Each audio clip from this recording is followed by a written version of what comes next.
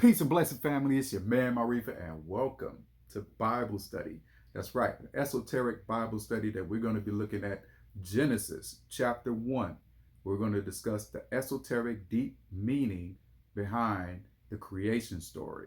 That's right. So we're going to get into it, and we're going to discuss how the Greeks and the Romans reversed and stole and remixed the story of the ancient Egyptian mythological creation story. All right, so we're going to look at the Bible, and as always, I'm reading from the King James Study Bible. This book was created in 1611 AD by King James, sanctioned by him, King James of England, and written by Francis Bacon, who was a Mason, and he came up with this Masonic version of this King James version in 1611 AD that you still use to this day in all churches and in all homes. All right, so we're going to read it, since this is one of the oldest versions that we have in existence on the planet. All right, so ancient Egyptians, ancient Africans were the very first people on the planet to come up with a mythological creation story. All right, how the planet was formed. They were the very first astronomers. They were watching the stars. They were taking a look and observing the heavens, all of the stars and the placement of the stars and the actions of the universe. The Africans were the very first to do so. Okay, they came up with these concepts and ideas of these deities and these gods and goddesses, of how the world had come into form. So they had time to rationalize with their minds and the observations of the universe, taking a look at the sun, the rising of the sun, the falling of the sun, the rising of the moon at night, all of the different stars in the universe. They were the very first astronomers on the planet. So with that being said, they came up with these ideas and concepts way before the pre-dynastic period between 6000 BCE in 3100 BCE, when Narmer, the very first pharaoh king, came into power and started the dynastic period. Okay, so these concepts and ideas, they chiseled them in stone on the walls in Egypt. Okay, they chiseled these stories on the coffins, the temple walls, and it was pyramid texts.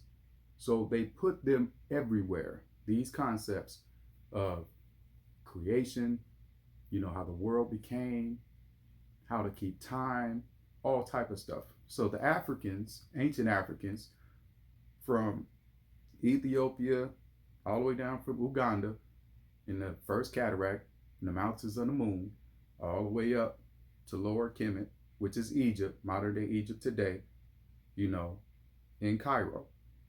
Those Africans who came from that southern region, all the way through Sudan, Nubia, the Ethiopians, all the way through, and they evolved, had babies, and eventually became the greatest civilization on the planet, which was Egypt. Okay, when they started building the megalithic structures of the pyramids and temple structures. So with that said, when the Greeks and the Romans finally conquered North Africa, right?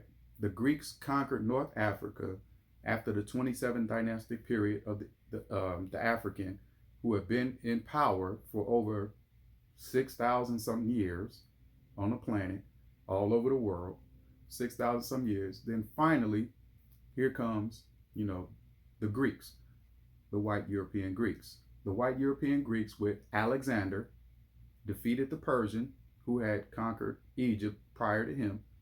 They defeated the Persian, and then they conquered North Africa. So from that aspect, during that time, Alexander died. So he did not get a chance to rule Egypt the way he wanted to. No, his kingdom was divided into his 4 generals. And the general that was over the head of North Africa was Ptolemy Soter. All right, we'll get into Ptolemy Soter in another video. But we say that to say this. The Greeks, they started a period of indoctrination called Hellenization.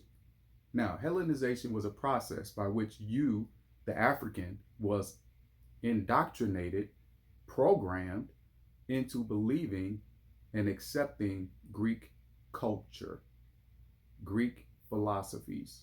Okay? So the African was the very first to be indoctrinated by the Greeks after they conquered North Africa in 332 BCE. And they've been doing this process ever since 332 BCE. And they're still doing the indoctrination process to this day, 2022.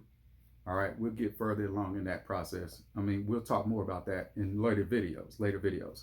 But today, we're going to talk about the creation story that's in the Bible, in the book of Genesis. Now, in the creation story, from the Greeks, they created their story and they were passing it down to the younger generation of Africans that were being born into this planet. So they were telling the story of the creation.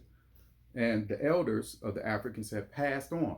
They died with the knowledge of the truth of how the ancient Africans first created the deities of the creation story for the world. All right. So there's multiple deities, Egyptian deities, right? And each one of those deities are anthropomorphic in its nature, but they had characteristics and responsibilities which they were performing for the creation, right? So there's multiple gods. So in one, there's a pantheon list, and you can Google this, Egypt God Pantheon. So you can Google it and it'll bring it up, all of the gods that are identified, like, Nun, Atum, Ptah, Shu, Tefnut, Geb, see, who am I missing here? Kanun, just various gods that were identified as certain gods who were responsible for certain aspects of nature and bringing the universe into existence. Okay, so when Genesis was created, the story by the Greeks and the Romans, when they created this story and put it inside of this book, this Bible, and they started producing this story, they took bits and pieces of the African culture and the African traditions and the African mythological stories and put it in their story. So that way, when they indoctrinated the African babies, those babies would have heard something similar from their parents. So now they hear something similar from the Greeks and the Romans, and now they're going to adopt it and embrace it because it sounds familiar. You see what I'm saying? So the Greeks and the Romans knew, okay, we have this group of people that we want to control. They outnumber us. They're more than we have as an army. So in order for us to get them to be on our side, we need to be able to introduce them to something that they are familiar with, but it'll be our version. So it'll be our version of their mythological story. And we're going to switch it around, change it a little bit to be able to fit the narrative that we want it to fit in. So that's what happened with the indoctrination process, which they called Hellenization. Now you can Google Hellenization and you can find what that process is all about. It's exactly what I just told you. So with that said, they created a creation story. Now, the Egyptian pantheon had the Egyptian gods and goddesses who were responsible for the creation. So it was a mythological, story that passed down from generation to generation to generation from Africans from the pre-dynastic period, 6000 BCE, all the way through, the 27 dynastic period, all the way up to the day that the Greeks had conquered into Egypt in 332 BCE. So from 6000 BCE all the way to 332 BCE, almost 5,000 plus something years, the Africans had this mythological creation story from their deities. All right. So, knowing that, the Greeks took it, they stole it, remixed the story, then reintroduced it to a new generation of Africans. Reintroduced it to a new generation of Africans who embraced it because they heard something similar from their elders who passed away. So imagine being a baby born into the world, and you come into the world, you don't know anything. You have no memory, you don't remember anything, nothing. Only thing that you know is what you've been taught. So as you're going through the world, you're trying to survive, and someone is teaching you something, someone introduces you to something, and they give you this concept and this idea of this religion or mythological story, and then you've heard it from somewhere before, you kind of remember, but you don't know fully, but this one sounds similar. So now you embrace it. All right, so that's what happened with Genesis. So let's take a look. We're going to look at and read some scripture from Genesis chapter 1, and I'm going to show you the esoteric meaning behind it and how it relates to ancient Egypt. Okay, they got it and they stole it from ancient Egypt. The concepts, the Greeks and the Romans stole the concepts from ancient Egypt to create Genesis. So I'm going to show you. All right, so let's take a look. The creation, chapter 1. It says, in the beginning, God created the heaven and the earth, right? Now, in the Egyptian pantheon creation story, it was talking about Noon. Noon is the primordial waters. Noon, the primordial waters, represented the hovering darkness of the universe, the great mass, the universal mass, which is dark, pitch black, okay? So if you look up in the sky at night, you know you will see the primordial waters, which the Africans call Noon, okay? Now, in the Greek story, the Greek and Roman story, which is the Bible, it says, in the beginning, God created the heaven and the earth. Now, in the Egyptian story, which predates the Greek story, it came before it, right? The story of Noon had a god called Atum. Atum, A-T-U-M, with a thought, spoke its name.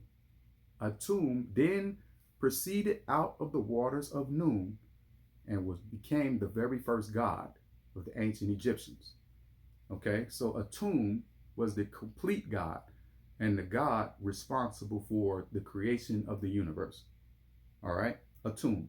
So in essence, looking at Genesis chapter 1, verse 1, in the beginning, God created the heaven and the earth. That was the responsibility of Atum in the ancient Egyptian mythology. So Atum is the god that they stole.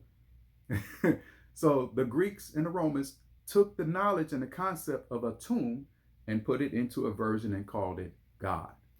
They didn't give it the name. The ancient Africans gave it the name Atum. Okay, now reading on, verse 2. And the earth was without form and void, and darkness was upon the face of the deep, and the Spirit of God moved upon the face of the waters. Now, when I mentioned before, the waters of Noon, the primordial waters, which is the universe, and we're talking about the Spirit of God.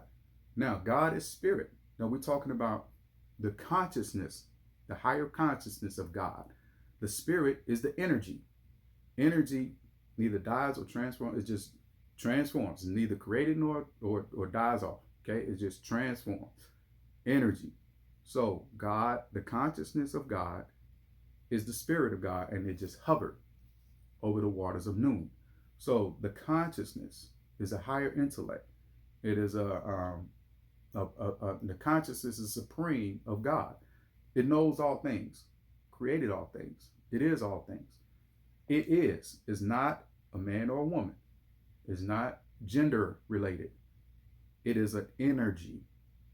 You understand? An energy and a consciousness. That is what the ancient Africans understood it to be. So when it came out to be the waters of Noon, Noon is the primordial waters.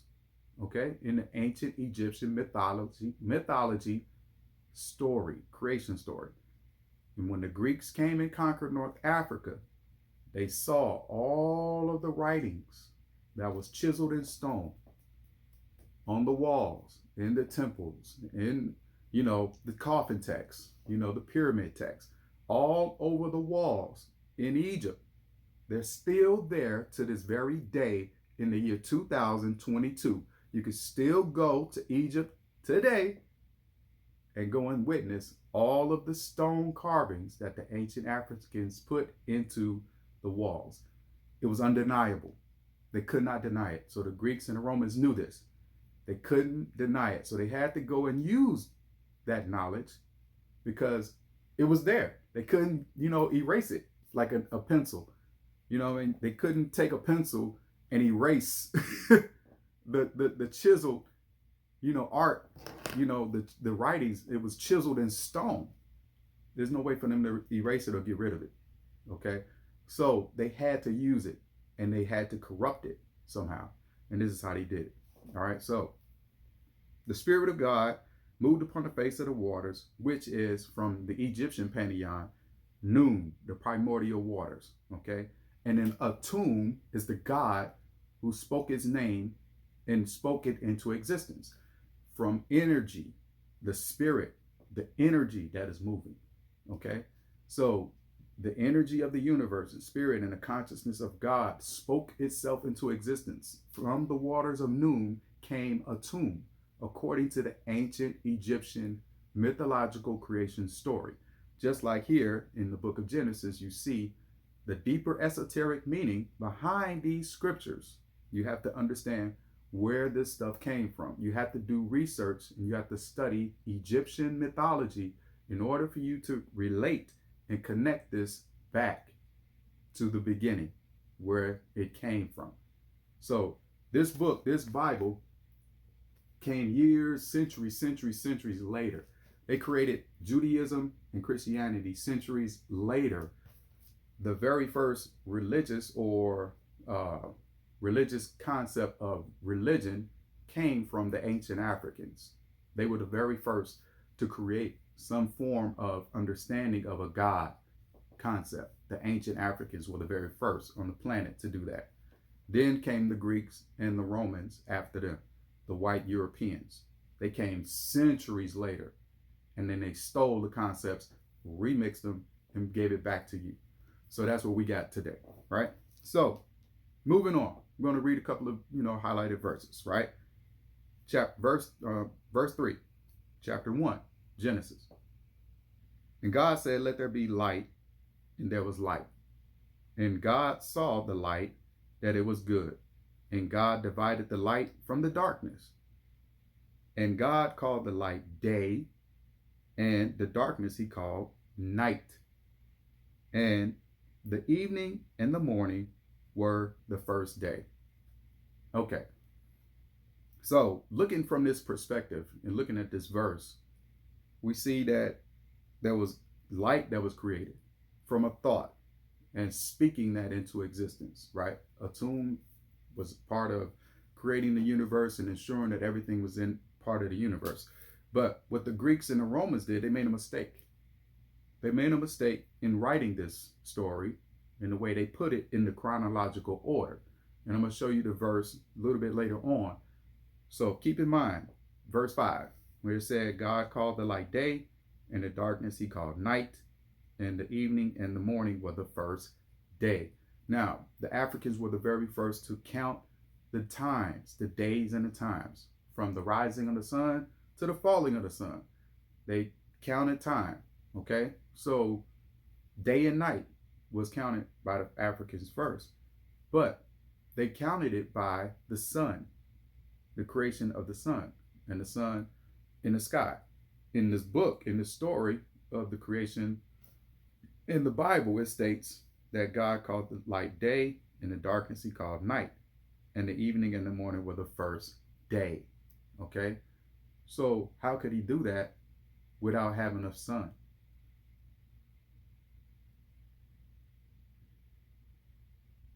How can you count day and night without having a sun? Where was that light coming from? So if you're thinking about the mistakes that were made in this book, in the story, in this Bible, the mistakes that the author, the men who wrote it, Francis Bacon from England, the Mason, in 1611 AD, the mistakes that he made, you'll see, like, well, that don't make any sense, right? So, reading on, verse 6. And God said, let there be a firmament in the midst of the waters, and let it divide the waters from the waters, right?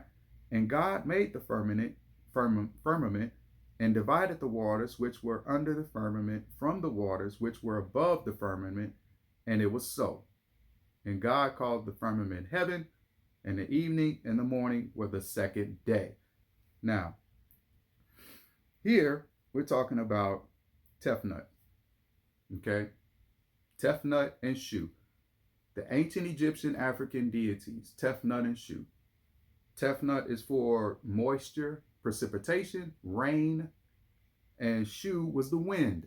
You can't have the two without forming. You can't have wind and air, and you need wind, air, and moisture and water in order for you to create a landmass. So water was created from the moisture and the rain and things of that nature, and then the air was forming the landmass, right? So the ancient Egyptian, here we go again with the ancient Egyptian deities. These deities, these anthropomorphic deities, they were not real characters. They were fictional, mythological characters that the ancient Africans used to be able to teach the children how creation was started. It was almost like having supernatural powers, like superheroes. All right. So they use superhero characteristic, to identify and to teach the children in an easy way for them to remember this is how the universe was created, and this is what the powers that they had. So Shu and Tefnut. Tefnut had powers to control the moisture and precipitation and the waters. And then Shu had the power to control the wind. Okay? So these deities that you're seeing, the ancient Africans, that the Greeks and the Romans copied and used in their creation story, are being blatantly plagiarized right here in the book, right here in the Bible. We're reading it straight out of the Bible. This is Genesis chapter 1, and we're looking at chapter 1, the creation story.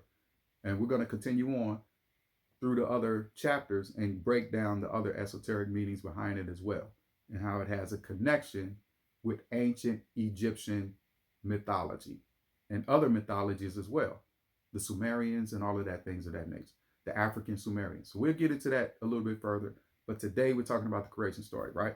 So, reading verse 9. And God said, let the waters under the heaven be gathered together unto one place, and let the dry land appear. And it was so. And God called the dry land earth. And the gathering together of the waters called he seas. And God saw that it was good. Now, stopping right there. Earth. Now, this is talking about Geb. Geb is the ancient Egyptian god, which is earth, the dry land. All right. So whenever you look at ancient Egyptian mythological pantheon gods and goddesses, you're going to see Geb represented the earth. All right. And Geb had a wife called Nut, which was the goddess of the sky. All right.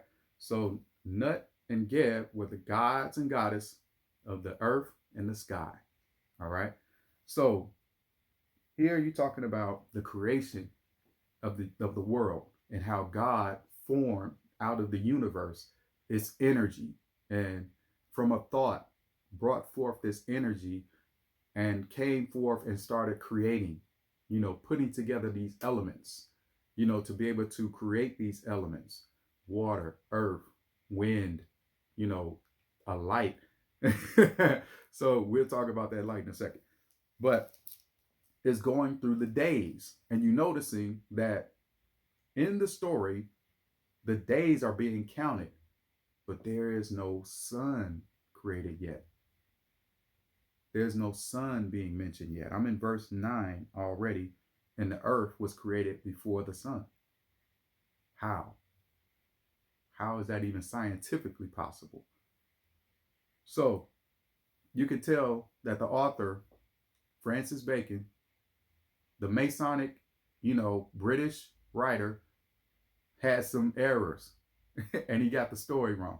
But they published this book, mass produced it using the Gutenberg printing press from Germany, and mass produced this book and sent it all over the world with these errors. Nobody, I guess, checked and did a, what do you call it, a review before Francis Bacon pushed it out. They didn't review and edit it like they do books today. But he pushed this out, and they've just been printing it ever since. And then theologians, they'll make excuses for this stuff, in church. And they'll go to seminary school and they'll try to explain away, why this is out of order, chronologically they'll try to explain it away. But it doesn't make any sense. Anybody with a rational mind can read and see that this doesn't make any sense. Anybody knows science, and maybe study and observe astronomy and stuff like that, they'll know that you can't have the earth before the sun. Just not possible. But anyway, verse 11. And God said, let the earth bring forth grass, and herb yielding seed, and the fruit tree yielding fruit after his kind, whose seed is in itself, upon the earth. And it was so. And the earth brought forth grass, and herb yielding seed after his kind, and the tree yielding fruit, whose seed was in itself after his kind. And God saw that it was good. And the evening and the morning were the third day. Like I mentioned, we're still counting days, but there's no sun, right? So now, moving down, we're in verse 14. Chapter 1 of Genesis, verse 14. And God said, let there be lights in the firmament of the heaven, and to divide the day from the night, and let them be for signs and for seasons and for days and years. So here we're talking about stars, okay? Stars was associated with Nut, the goddess of the sky, right? So Nut, the ancient Egyptian goddess who was responsible for the sky, had also the stars within it, okay? So when you go to Egypt today, you can go to the temple of Hathor, which is in Dendera, and you can see in the temple structure, in the roof, in the ceiling, there's a carving, an ancient stone carving in the ceiling of Nut, swallowing the sun, going through the celestial womb of Nut and being reborn again from her womb during the day. So that's a day. So she swallows the sun, goes through her body, which is the sky, comes back down through her womb, and is reborn during the day. So the rising of the sun comes through Nut. So that's the cycle. So that's what the ancient Africans had depicted on the ceiling. You can go to the temple of Hathor in Dendera today, 2022, and go and see that exact depiction on the ceiling. Okay. All right. So that's what they're talking about here. So the great lights in verse 14, and it'll be for signs and for seasons. And that's how the ancient Africans had, envisioned the stars. What season is it? What zodiac season is coming up? You know what I mean? So the zodiacs were depicted, from the astrology, the astronomy, and how it's connected with the stars. And they'll know what season it is and what period, of time and stuff like that that was occurring during those years. So you notice like the zodiacs go for birthdays and stuff like that. Aries, Taurus, Leo, Cancers, Libras, Geminis, all that stuff. You know what I'm saying? So all of those astronomies were the lights and the stars. Okay. And they were affiliated and associated with Nut, the goddess of the sky. All right. So verse 15. And let them be for lights in the firmament of the heaven, and to give light upon the earth. And it was so. Still no sun. Now here we go. Verse 16. Finally. And God made two great lights, the greater light to rule the day, and the lesser light to rule the night. he made the stars also. So here we are. We finally get to verse 16. God had created all of this stuff, the firmament, the waters, the grass, the earth, all of this stuff, darkness, night, all this stuff. Remember way back in verse 5, they said that God called the light day, and the darkness he called night, and the evening and the morning were the first day. That was in verse 5. Now we come all the way to verse 16, and here we finally get a sun created. So what type of light was God talking about here in verse 5? Who knows? We have no clue. We don't know what that light is. A lot of theologians and Christians will try to say, oh, it's the light of God. That's how they explain it away. They'll say, oh, it's the light of God that lighted the earth. It was Jesus. That type of stuff. You'll hear that type of stuff in the church. All type of crazy, pseudo type of stuff that just doesn't add up rationally, So with verse 16, when the sun was finally created, we're talking about Ra. Ra now, and Capri. Capri is the rising sun, the dung beetle of the rising sun, rolling of the rising sun, Capri. This is the ancient Egyptian god Capri, right? And Ra is sun, the ancient Egyptian god of the sun. Ra or Re, however you want to pronounce it. So Ra, being the ancient Egyptian god, is the sun. So it is being created right now in this Greek Roman Bible story. This is their creation story that they created way after the African. They stole the concepts from the African again, remixed them, got it wrong, and gave it back to you. Now, the oldest version of this book is on the planet today is the Greek Septuagint. Okay? The oldest complete version of this book on the planet today is the Greek Septuagint. That's the only oldest book, and it's written in Greek. There is no older version, no Hebrew version. So when they lie and tell you that the Hebrew version is the oldest, that's a lie.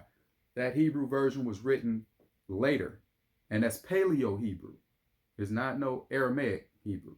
So it's Paleo Hebrew. It's not Aramaic. So there is no Old Testament version older than the Greek Septuagint. So that means that Greek Septuagint was the source, the main source in which the Latin Vulgate was created, Codex Sinaiticus was created, and then this, the King James Version, was created. So each one of them took bits and pieces and, build on from the other. It was topology. They used topology to create the stories. So if I know a book that was created back, 332 BCE, and I go and I'm born in 1611 AD, that's a long period of time. I can go and read this book and then create my version of that book here in this time period. And these people that were back here, they're all dead and gone. So they don't know what's going on. But this generation, they're going to get my version. That's what happened. Okay. So this is what's going on. All right. So we're going to skip forward here. And we're going to end. And we're going to look at verse 26 through 28, the creation of man. We already discussed the creation of the heavens and the earths and the stars, the sun and the moon, and how many days, and all of that stuff like that. Now we're going to talk about the creation of man. So in verse 26 of Genesis chapter 1, you're going to see, let's read it. And God said, let us make man in our image, after our likeness, and let them have dominion over the fish of the sea, and over the fowl of the air, and over the cattle, and over all the earth, and over every creeping thing that creepeth upon the earth. Now, when it said, let them have dominion, but he said, let us make man in our own image, and let them have dominion.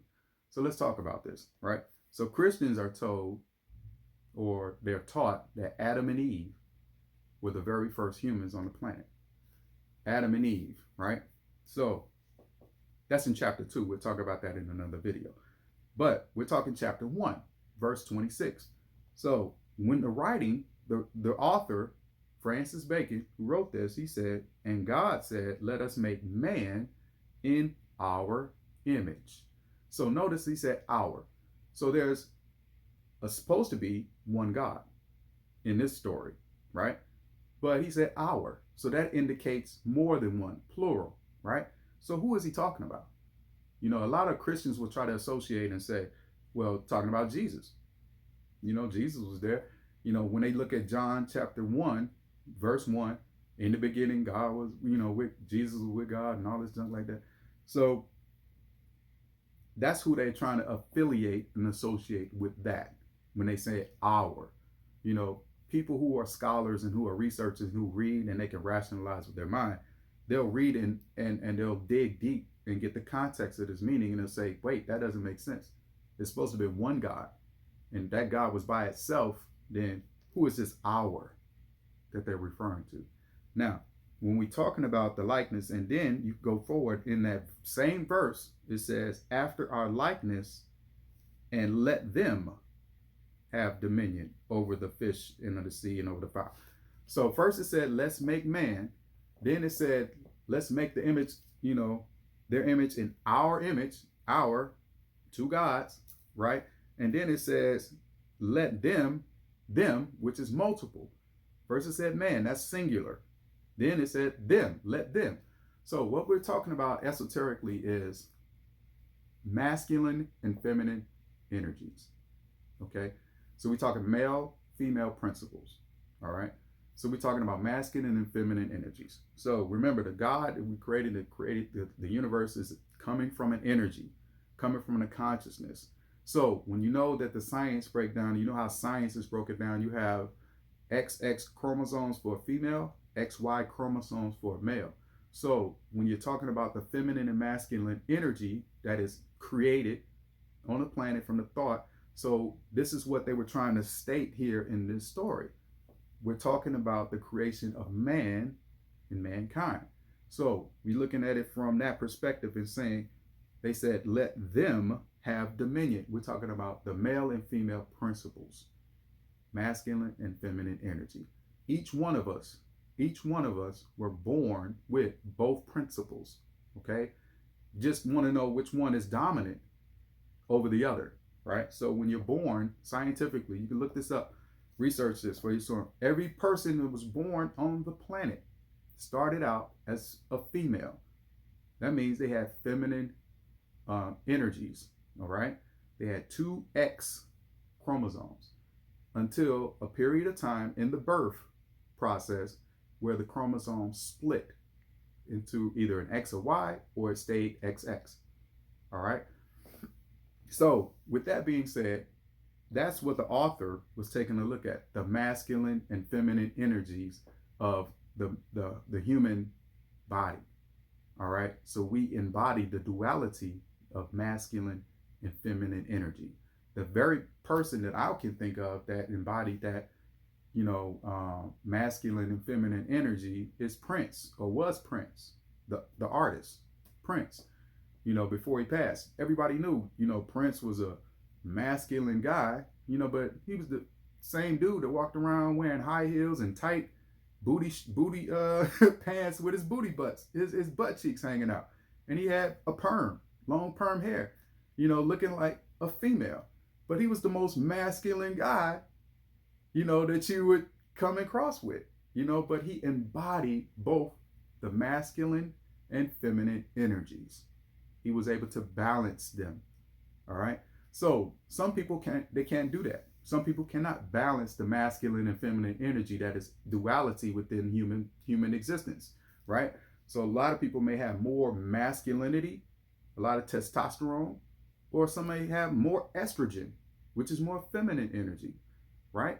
So that's where you get the whole gay and lesbian situation coming from. You know, so if you secrete in your brain, when you're born, you secrete this serotonin, this liquid in your brain, and it secretes an amount of, you know, testosterone or estrogen. If you don't have the balance necessary for your chromosome, then you're going to come out with some form of, you know, gay or lesbian, you know, type of tendencies and, things that are a part of your nature. All right, so that's what the gays and lesbians are fighting at this point. They're trying to gain these rights with the LGBTQ and stuff like that. They're saying we're born this way. That's the whole argument.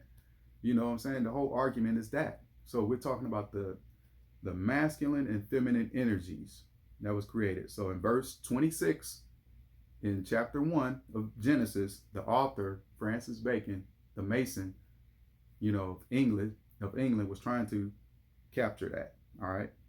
So let's move on to verse 27. So it says, so God created man in his own image. In the image of God created he him, male and female created he them. There it is. Male and female, masculine and feminine energy. All right. So that's the duality of it. So when they saying that, that's what he was talking about. That's what they're referring to, the energies of the male and female principle, the duality of it. All right. And God blessed them, and God said unto them, be fruitful and multiply and replenish the earth and subdue it, and have dominion over the fish of the sea and over the fowl of the air and over every living thing that moveth upon the earth. And God said, behold, I have given you every herb bearing seed which is upon the face of all the earth, and every tree in which is the fruit of the tree yielding seed to you, it shall be for meat. All right. So that's a vegan part, right? So vegans and stuff like that and vegetarian, they're supposed to look at that aspect of this biblical story and say, we're not supposed to be eating, fleshly meat from animals. We're supposed to be eating plants, so that's another tangent. We'll talk about it another day and time.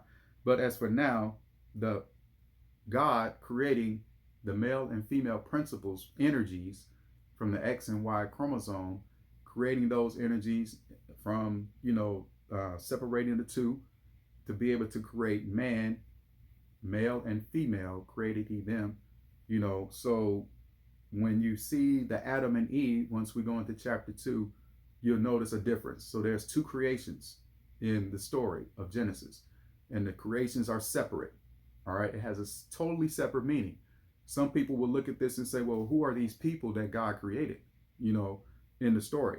But they don't understand the esoteric meaning behind the male and female principles, the energies that are created from those male and female principles, the feminine and the masculine energy. All right. They will look at it from a physical standpoint and say, that's another set of people. And that's correct. That's not correct. I'm sorry. That is incorrect. So it's not another set of people. It's a principle. It's giving you the esoteric meaning of actually having male and female, all right, created from the thought process of God. So from consciousness, creating this energy, bringing forth all of these elements, the atoms, that form your body, the physical atoms and stuff, that the molecules and things of that nature form your body. But first, the spiritual aspect of it is creating that chromosome in your DNA structure to be able to build a masculine and a feminine form. And then God saying, going out and be fruitful and multiply the earth. All right. And yield it. All right. So that's as far as we're going to go for today. We're going to drop there. That's chapter 1. In the next video, we'll talk about chapter 2, and we'll go into the creation of Adam and Eve, and we'll talk about that creation. So there's two separate creations we talked about and distinguish those two, and how the Greeks and the Romans stole the ancient Egyptian mythological story, creation story, to create their own creation story in this Bible and gave it to you. All right. So this is what you're following today. You're following, if you believe in this stuff, you're following the Greeks and the Romans creation story. You're not following the ancient African mythological story.